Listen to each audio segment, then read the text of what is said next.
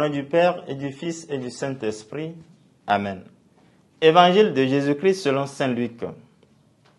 En ce jour-là, quelques pharisiens s'approchèrent de Jésus pour lui dire « Pars, va-t'en d'ici, Hérode veut te tuer. » Il leur répliqua « Allez dire à ce renard, voici que j'expulse les démons et je fais des guérisons aujourd'hui et demain, et le troisième jour, j'arrive au terme. Mais il me faut continuer ma route aujourd'hui, demain et le jour suivant, car il ne convient pas qu'un prophète périsse en dehors de Jérusalem. Jérusalem, Jérusalem, toi qui tues les prophètes et qui lapides ceux qui te sont envoyés.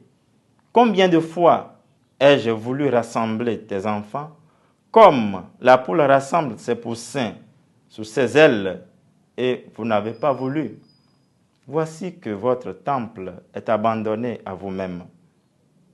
Je vous le déclare, vous ne me verrez plus, jusqu'à ce que vienne le jour où vous direz, béni soit celui qui vient au nom du Seigneur.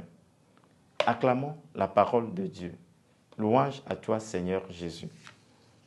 Viens, esprit de sainteté, viens, esprit de lumière, viens, esprit de feu, viens nous embraser. Nous sommes aujourd'hui 31 octobre 2024, dans la 30e semaine du temps ordinaire année B. Le Christ en chemin vers sa donation totale à travers sa mort et sa résurrection se voit empêché par les pharisiens qui l'avertissent de l'intention d'Hérode de le faire périr. Jésus, après l'avoir traité de renard ou de rusé, poursuit son chemin malgré l'obstacle qui l'invite à abandonner sa mission de rédemption. Il répond qu'il faut qu'il aille jusqu'au bout, jusqu'à l'accomplissement de son destin, en pleurant sur Jérusalem, car son but ultime est de sauver le genre humain, donner le salut à toute l'humanité. Par son attitude résiliente, sur le chemin de la croix, le Christ nous invite à deux attitudes.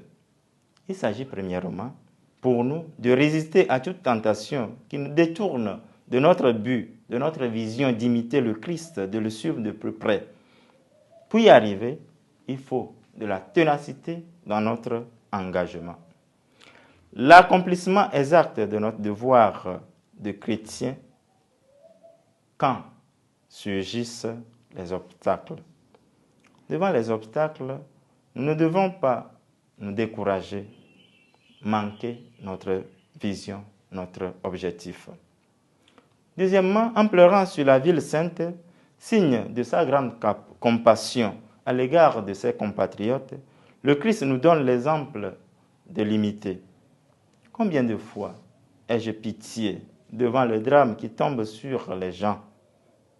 Nos cœurs sont-ils meurtris devant le refus de pardonner, devant les catastrophes, devant les malheurs qui s'abattent sur nos frères?